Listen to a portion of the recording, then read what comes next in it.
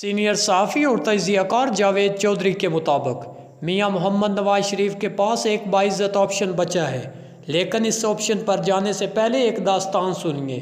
خلیفہ ہارون رشید کا ایک دوست تھا۔ وہ دوست دنیا دار بھی تھا، عقل مند بھی تھا اور تجربہ کار بھی، لہٰذا خلیفہ اسے بہت پسند کرتا تھا۔ وہ اس کے ساتھ کھانا بھی کھاتا تھا، گفتگو بھی کرتا تھا، مشاورت بھی کرتا تھا۔ ہارون رشید انصاف پسند تھا۔ اس نے حکم دے رکھا تھا میرے محل کے سامنے جب بھی کوئی فریادی آئے اسے فوراً میرے سامنے پیش کر دیا جائے۔ دربان اکثر اوقات فریادیوں کو بادشاہ کے سامنے پیش کرتے رہتے تھے۔ بادشاہ معمول کے کاموں کے دوران فریادیوں کے بارے میں احکامات جاری کرتا رہتا۔ بادشاہ ایک دن اپنے اس دوست کے ساتھ ڈنر کر رہا تھا۔ دربان ایک فریادی کو اندر لے آیا۔ فریادی نے روتے ہوئے عرض کیا، حضور، آپ کے اس دوست نے میری زمین پر ناجائز قبضہ کر رکھا ہے۔ بادشاہ نے پریشانی کے عالم میں دوست کی طرف دیکھا۔ دوست نے اپنے ہاتھ صاف کیے اور فریادی سے مسکرا کر پوچھا، میں نے تمہاری کتنی زمین پر قبضہ کر رکھا ہے؟ فریادی نے زمین کا سائز بتا دیا۔ دوست نے کہا، جاؤ اپنی زمین اور اس زمین کے ارد گرد موجود میری ساری زمین تم لے لو۔ فریادی اور بادشاہ دونوں حیران رہ گئے۔ دوست نے دربان سے کاغذ اور قلم منگوایا اور اسی وقت زمین لکھ کر فریادی کے حوالے کر دی۔ فریادی کاغذ لے کر چلا گیا۔ دوست سے دوبارہ کھانا شروع کر دیا۔ بادشاہ نے حیرت سے پوچھا، کیا تم نے واقعی اس کی زمین پر قبضہ کیا تھا؟ دوست نے احترام سے جواب دیا، بادشاہ سلامت باخدا، میں نے اس شخص کو زندگی میں پہلی مرتبہ دیکھا تھا۔ اس کا دعویٰ 100% غلط تھا۔ بادشاہ نے پوچھا، تم نے پھر اسے اپنی ساری زمین کیوں دے دی؟ دوست نے مسکرا کر عرض کیا، بادشاہ سلامت، آپ پوری امت کے خلیفہ ہیں۔ دنیا میں اس وقت آپ سے بڑا کوئی بادشاہ نہیں۔ مجھے آپ جیسی ہستی کا قرب حاصل ہے۔ آپ مجھے عزت بخشتے ہیں۔ میں جب چاہتا ہوں میں آپ کے دربار، آپ کے محل میں آ سکتا ہوں۔ آپ کا یہ قرب میرا سب سے بڑا اثاثہ ہے۔ میں اگر زمین کے ایک چھوٹے سے ٹکڑے کے عوض یہ اثاثہ کھو دوں تو مجھ سے بڑا بے وقوف کون ہوگا؟ چنانچہ میں نے اپنی ساری زمین اس جھوٹے دعوے دار کو دے کر اپنا عظیم اثاثہ بچا لیا۔ بادشاہ مسکرایا اور بولا، کیا تمہیں میرے یا میری سپریم کورٹ کے انصاف پر یقین نہیں تھا؟ دوست نے ادب سے عرض کیا، جناب، دنیا میں آپ سے بڑا منصف کوئی نہیں۔ مجھے یقین تھا پہلی پیشی میں میرے حق میں فیصلہ ہو جائے گا، لیکن میں نے سوچا رعایا جب بادشاہ کے دوست کو کٹہرے میں دیکھے گی تو وہ مجھ پر ہنسے گی۔ میں رعایا کی اس ہنسی کو آپ کی بے عزتی سمجھتا ہوں۔ مجھے قاضی خواہ بے گناہ بھی قرار دے دے، لیکن لوگوں کی ہنسی واپس نہیں جائے گی، اور میں اگر آپ کا سچا دوست ہوں تو پھر میری وجہ سے آپ کی بے عزتی نہیں ہونی چاہیے۔ وہ رکا اور دوبارہ گویا ہوا، بادشاہ سلامت، آپ یہ بھی ذہن میں رکھیے، دنیا میں جب کسی پر الزام لگ جاتا ہے تو تمام عدالتیں خواہ اسے 10,000 مرتبہ بے گناہ قرار دے، لیکن وہ شخص مشکوک ضرور ہو جاتا ہے، اور میں نہیں چاہتا تھا میں آپ کا دوست ہو کر ایک لمحے کے لیے مشکوک ہو جاؤں۔ یہ زمین اللہ کی ہے، میں نے اللہ کے نام پر اسے جھوٹے دعوے دار کو دے کر آپ اور اپنی عزت بچا لی۔ بادشاہ اٹھا، دوست کو گلے لگایا، قلم دوات منگائی اور فرات کے کنارے 40 میل کا رقبہ اس کے نام کر دیا۔ میاں محمد نواز شریف کو بچائیے، یہ دنیا میں اپنا مقام دیکھے۔ یہ دنیا کی واحد اسلامی جوہری طاقت کے وزیر اعظم رہے ہیں۔ یہ 25 کروڑ لوگوں کے حکمران رہے ہیں، اور اس حکمرانی اس نمائندگی کے سامنے ان کے لندن کے 4 فلیٹس کی کیا حیثیت ہے؟ ملک میں درجنوں لوگ میاں نواز شریف سے امیر ہوں گے، درجن بھر لوگ یورپ میں محلوں کے مالک بھی ہوں گے، لیکن ان میں کوئی بھی وزیر اعظم نہیں رہا ہوگا۔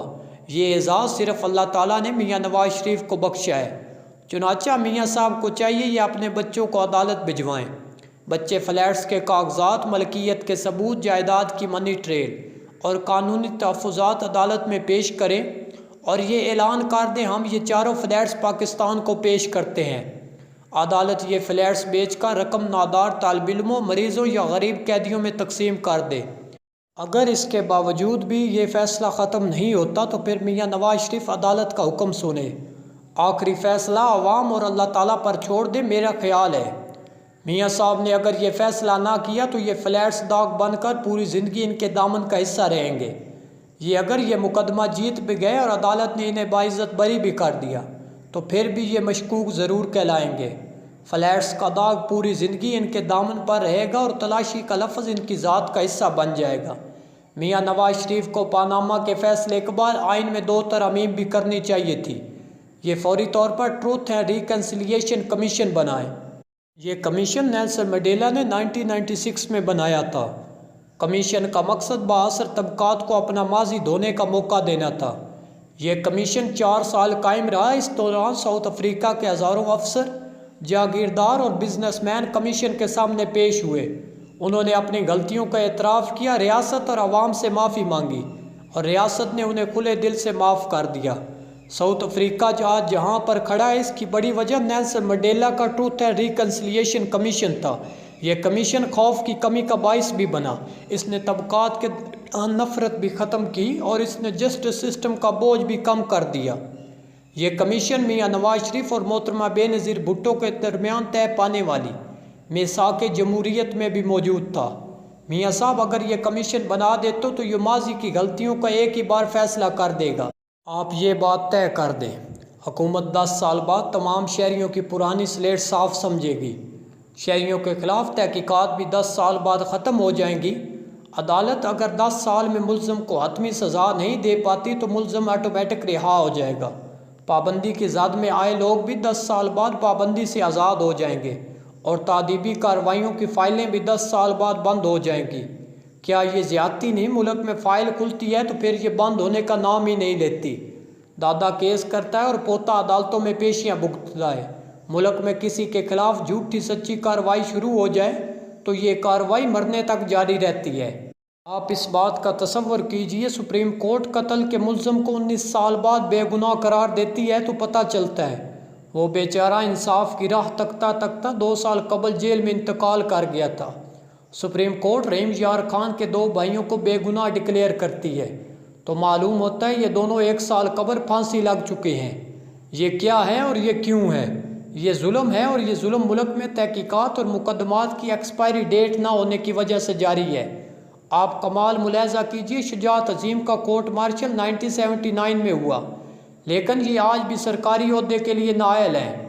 کیوں؟ کیونکہ ہماری ریاست کسی کے نامہ اعمال کی سلیٹ صاف نہیں کرتی۔ اللہ تعالیٰ ہمارے گناہ، ہماری غلطیاں معاف کر دیتا ہے۔ یہ پیاسے کو پانی پلانے کے صدقے ہم پر دوزخ کی آگ ٹھنڈی کر دیتا ہے، لیکن اس کے نام پر بننے والی ریاست اسلامی جمہوریہ پاکستان جھوٹے سچے الزام کو بھی پتھر کی لکیر بنا دیتی ہے۔ یہ پالیسیاں اور سسٹم کی یہ خرابیاں ملک کو چلنے نہیں دے رہی۔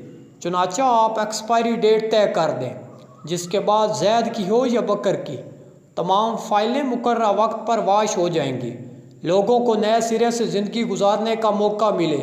یہ قانونی ترامیم ملک کو آگے لے جانے کا راستہ دکھائے گی، ورنہ ہم سب اسی طرح ماضی میں لت پت پڑے رہیں گے۔ ہم غاروں کی دیواریں ٹٹولتے رہیں گے اور دنیا کی مدت ختم ہو جائے گی۔